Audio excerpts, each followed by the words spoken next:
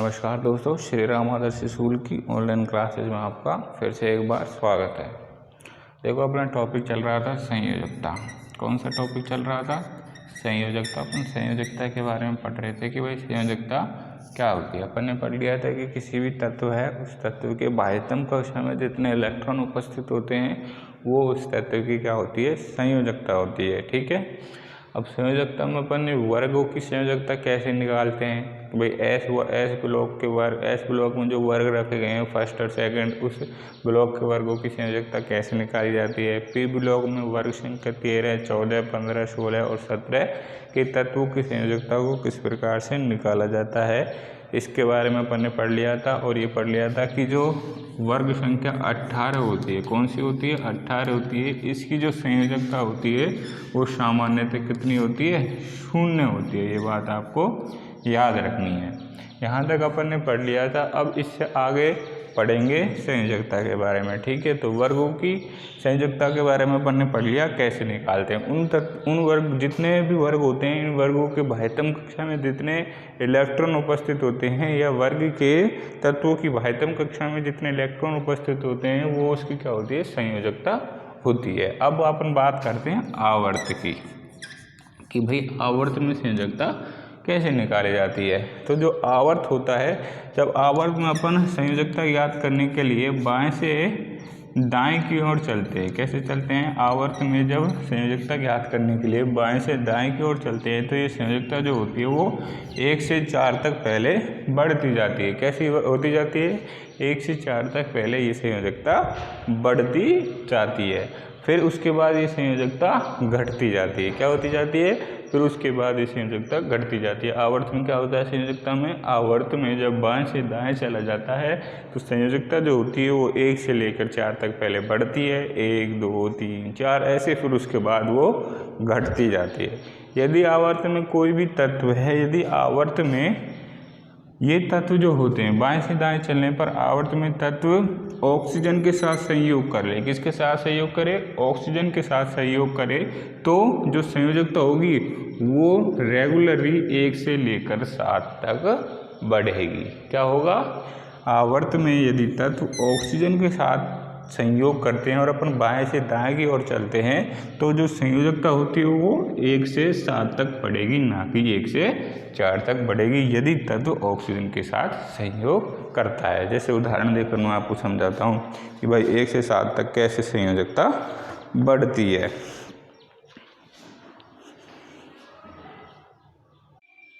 देखो भाई कि ऑक्सीजन से तत्व अगर आवर्त में बाएं से दाएं चलेंगे और कुछ तत्व जो आवर्त में बाएं से दाएं चलने पर ऑक्सीजन के साथ संयोग कर रहे हैं तो उनकी जो संयोजकता होगी वो कैसे बढ़ेगी? 1 से लेकर 7 तक बढ़ेगी। अर्थात जो अणुओं का निर्माण होगा वो 1 से लेकर 7 तक बढ़ती हुई संयोजकता के अनुसार होगा। जैसे अपन आवर्त में बाएं से दाएं चलने पर ये तत्व हैं जो ऑक्सीजन के साथ क्रिया करते हैं, sodium, calcium, aluminium, silicon, phosphorus, sulphur and chlorine. ये जो तत्व हैं ये मान लीजिए ऑक्सीजन के साथ क्रिया करते हैं। किसके साथ क्रिया करते हैं? ऑक्सीजन के साथ ये तत्व क्रिया करते हैं। किसके साथ क्रिया कर रहे हैं? ऑक्सीजन के साथ। तो अब इन तत्वों की, जैसे सोडियम की, कैल्शियम की, जो तत्व ऑक्सीजन के साथ क्रिया कर रहे हैं, एल्यूमिनियम की, सिलिकॉन की, फास्फोरस की, सल्फर की और क्लोरीन की जो संयोजकता होगी वो 1 से लेकर 7 तक बढ़ेगी।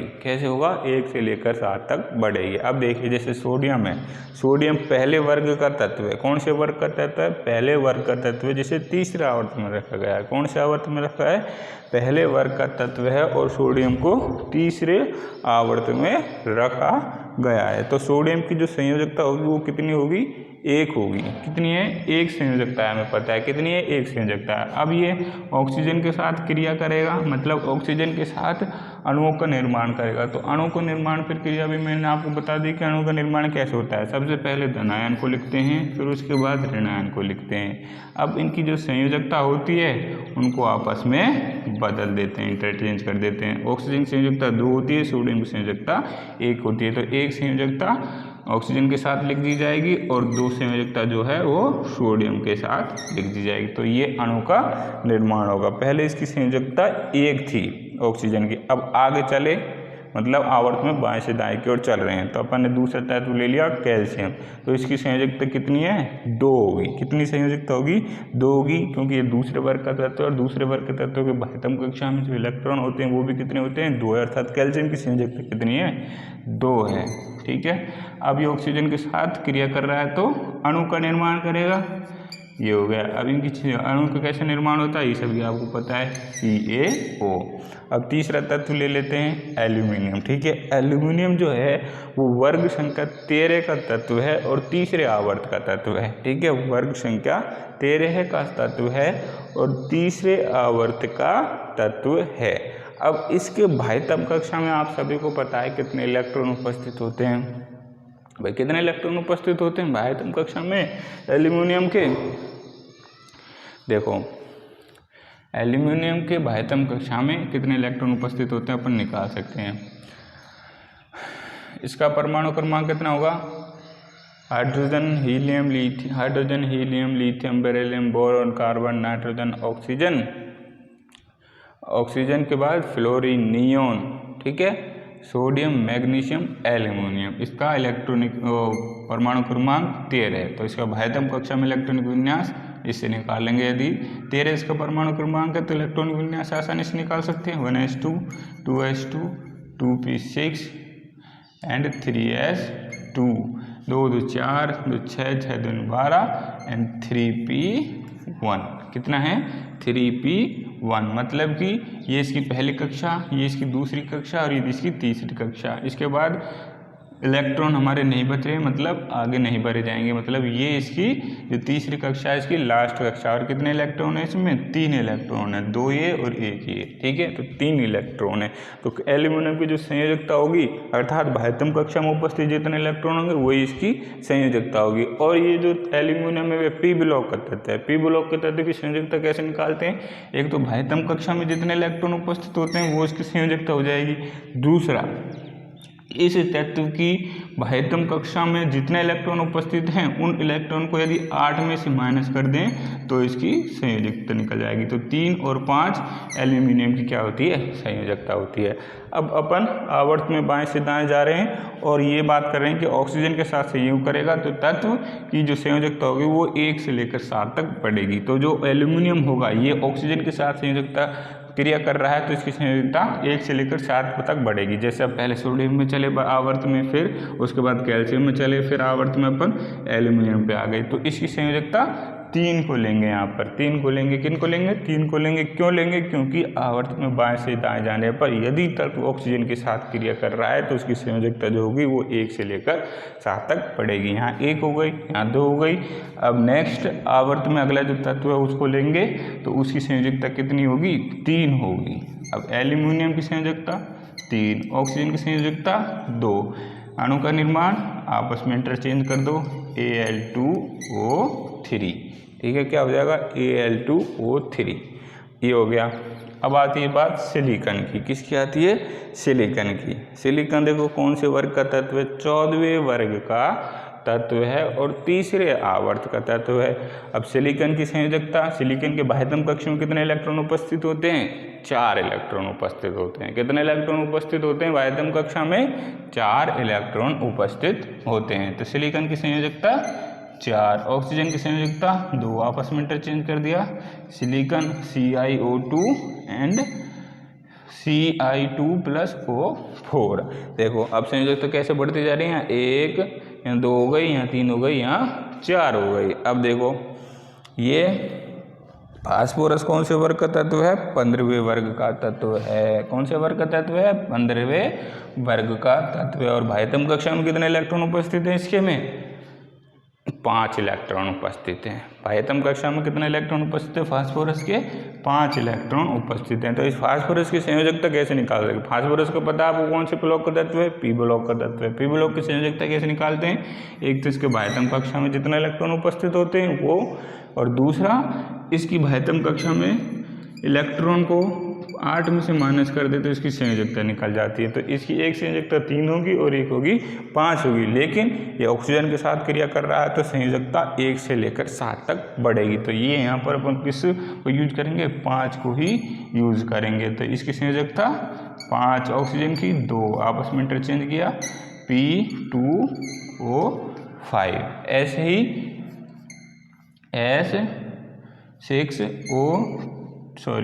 H2O6 एंड ये हो जाएगा C2O7। तो ये जो आवर्त में, तो यहाँ से स्पष्ट हो रहा है कि आवर्त में जब बाएं से दाएं चला जाता है और तत्व ऑक्सीजन के साथ क्रिया करता है तो संयोजकता 1, 2, 3, 4, 5, 6 और 7 तक बढ़ती है। ठीक है, कैसे बढ़ती है, 1, 2, 3, 4, 5, 6, 7 तक बढ़ती है। ये ऑक्सीजन के इन तत्वों को जो अपन ये निकाले ना अभी, इन तत्वों को अपन ऑक्सीजन के यौगिक भी कहते हैं। क्या कहते हैं, ऑक्सीजन के यौगिक भी कहते हैं। आवर्त में बाएं से दाएं जाने पर तत्व अगर ऑक्सीजन के साथ क्रिया करता है तो संयोजकता 1 से 7 तक बढ़ती है। ठीक है, और अगर वो ऑक्सीजन के साथ क्रिया नहीं करता है और आवर्त में बाएं से दाएं जाते हैं तो संयोजकता जो होती है वो 1 से लेकर 4 तक पहले बढ़ती है, फिर उसके बाद घटती है। ठीक है, ये बात यहाँ तक आपको समझ आ गई होगी। अब एस ब्लॉक और पी ब्लॉक अपन पढ़ चुके हैं, या एस ब्लॉक और पी ब्लॉक की संयोजकता के बारे में अपन पढ़ चुके हैं। अब इसके बाद अपन डी ब्लॉक के बारे में पढ़ते हैं कि भाई डी ब्लॉक की संयोजकता कैसी होती है। देखो जो डी ब्लॉक होता है, कौन सा ब्लॉक होता है, डी ब्लॉक होता है, और डी ब्लॉक के साथ जो लैंथेनाइड और एक्टिनाइड तत्व होते हैं, कौन से, लैंथेनाइड और एक्टिनाइड तत्व जो होते हैं। लैंथेनाइड तत्व इन्हें कहते हैं जो लैंथेनियम के बाद जिन तत्वों को रखा गया है उन तत्वों को लैंथेनाइड तत्व कहते हैं, और एक्टिनियम के बाद जिन तत्वों को रखा गया है उन तत्वों को एक्टिनाइड तत्व कहते हैं इनको। और इन लैंथेनाइड और एक्टिनाइड तत्वों को एफ ब्लॉक में रखा गया है। तो जो डी ब्लॉक होते हैं और एफ ब्लॉक होते हैं, इन तत्वों की जो संयोजकता होती है, क्या होती है, इन तत्वों की जो संयोजकता होती है वो एक ने होकर, क्या ने होकर, एक ने होकर 1 से अधिक होती है। कैसी होती है, एक ने होकर 1 से अधिक होती है। अर्थात डी ब्लॉक और लैंथेनाइड एक्टिनाइड तत्वों की जो संयोजकता होती है वो परिवर्तित संयोजकता होती है। कैसी संयोजकता होती है, परिवर्तित संयोजकता होती है, अर्थात एक ने होकर 1 से अधिक होती है या बदलती रहती है। उस संयोजकता को अपन परिवर्तित संयोजकता कहते हैं। ठीक है, अब जो ये संयोजकता है, इस संयोजकता के स्थान पर अपन ऑक्सीकरण अवस्था का उपयोग करते हैं। किसका उपयोग करते हैं, ऑक्सीकरण अवस्था का। अब आपको ये समझ लेना चाहिए कि भाई ऑक्सीकरण अवस्था क्या होती है।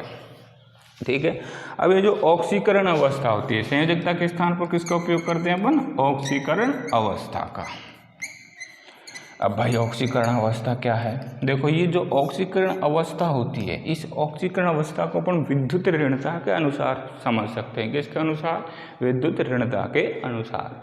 देखो विद्युत ऋणता में कोई भी तत्व है, कोई भी तत्व है वो किसी दूसरे तत्व के द्वारा किसी दूसरे तत्व से जितने इलेक्ट्रॉन को, कोई भी तत्व है वो दूसरे तत्व से जितने इलेक्ट्रॉनों को अपनी ओर आकर्षित कर रहा है वो उस तत्व की क्या हो जाती है, ऑक्सीकरण अवस्था हो जाती है। अब संयोजकता के स्थान पर अपन किसका प्रयोग करते हैं, ऑक्सीकरण अवस्था। ऑक्सीकरण अवस्था क्या होती है, किसी भी परमाणु या तत्व के द्वारा किसी दूसरे परमाणु से जितने इलेक्ट्रॉन को ग्रहण किया जाता है वो उसकी क्या होती है, ऑक्सीकरण अवस्था होती है। ठीक है, तो यहाँ पर अपना इस संयोजकता का जो टॉपिक है वो पूर्ण होता है। अब इसके बाद जिस टॉपिक के बारे में बात करेंगे उसका नाम है परमाणु आकार, कि भाई परमाणु आकार क्या होता है। ठीक है,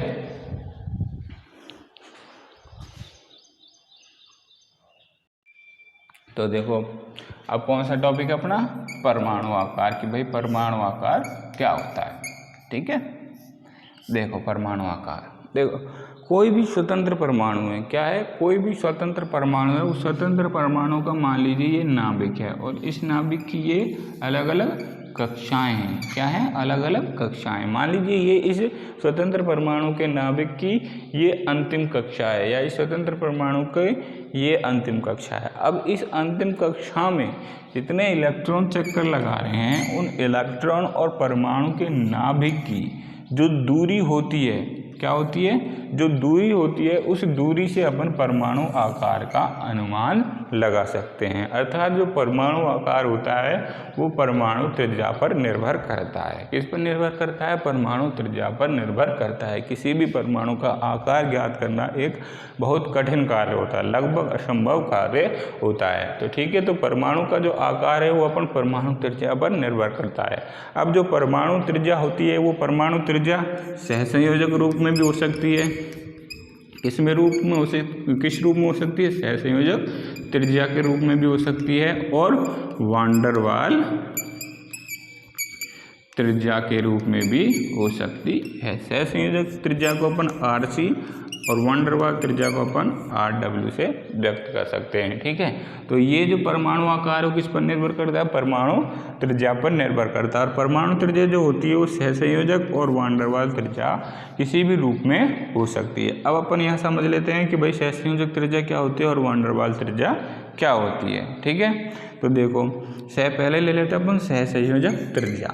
देख लीजिए, कोई भी दो समान परमाणु हैं, क्या है, कोई भी दो, मान लीजिए कोई भी दो समान परमाणु हैं और ये दो समान परमाणु किसी सहसंयोजक बंध के द्वारा जुड़े हुए हैं। किससे जुड़े हुए हैं, मान लीजिए ये कोई दो परमाणु और ये दो समान परमाणु किसी सहसंयोजक बंध से जुड़े हुए हैं। अब इन परमाणु का आपको पता है नाभिक होगा। ठीक है, तो कोई भी दो परमाणु हैं जो किसी एक सहसंयोजक बंध से जुड़े हुए हैं। अब इन दोनों समान परमाणुओं के नाभिक की मध्य की जो दूरी होगी और इस दूरी का जो आधा होगा उसको क्या कहेंगे अपन, सहसंयोजक त्रिज्या। क्या कहेंगे, सहसंयोजक त्रिज्या। ठीक है, तो सहसंयोजक त्रिज्या के बारे में आप सभी को पता लग गया होगा कि क्या होती है। कोई दो समान परमाणु आपस में मान लीजिए किसी सहसंयोजक बंध के द्वारा जुड़े हुए हैं, तो इन दोनों परमाणुओं के नाभिक के मध्य की बीच की जो दूरी होती है उस दूरी की आधी को अपन क्या कहते हैं, सहसंयोजक त्रिज्या RC। ठीक है, अब आती है वांडर वाल त्रिज्या की। भाई वांडर वाल त्रिज्या क्या होती है, देखो वांडर वाल त्रिज्या ठोस अवस्था में, कैसी अवस्था में, ठोस अवस्था में मान लीजिए कोई दो समान परमाणु हैं और ये दोनों समान परमाणु अनाबंधित हैं। कैसे हैं, अनाबंधित हैं, अर्थात आपस में जुड़े हुए नहीं हैं। तो इन दोनों परमाणुओं के नाभिक के मध्य की जो दूरी होगी, अनाबंधित परमाणुओं के नाभिक के मध्य की जो दूरी होगी और इस दूरी का जो आधा होगा उस आधा को अपन क्या कहेंगे, वांडर वाल त्रिज्या। क्या कहेंगे, वांडर वाल त्रिज्या RW। ठीक है, तो सहसंयोजक त्रिज्या और वांडर वाल त्रिज्या आपको पता लग गई क्या होती है।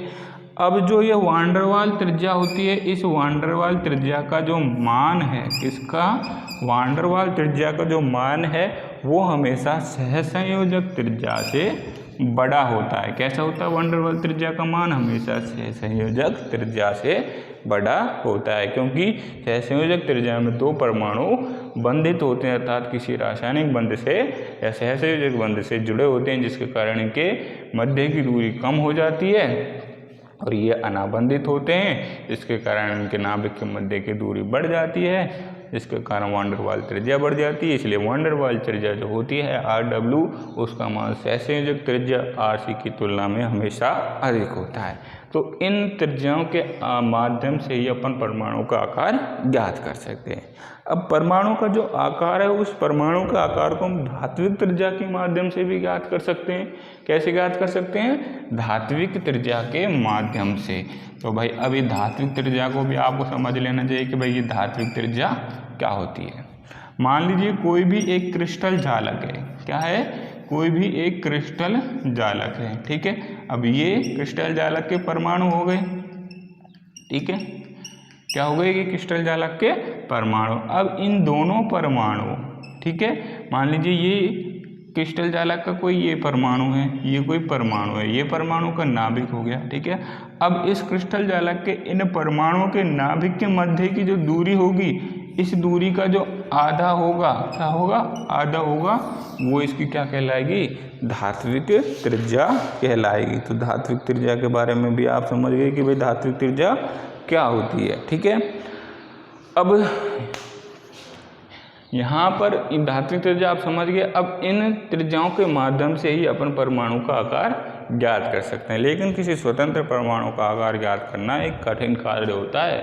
ठीक है, तो अब इसके बाद अपन जिस टॉपिक के बारे में बात करेंगे, धात्विक और अधात्विक गुणों के बारे में बात करेंगे, जो कि इस चैप्टर का आपका लास्ट टॉपिक है कि भाई धात्विक पदार्थ कौन से होते हैं और अधात्विक पदार्थ कौन से होते हैं।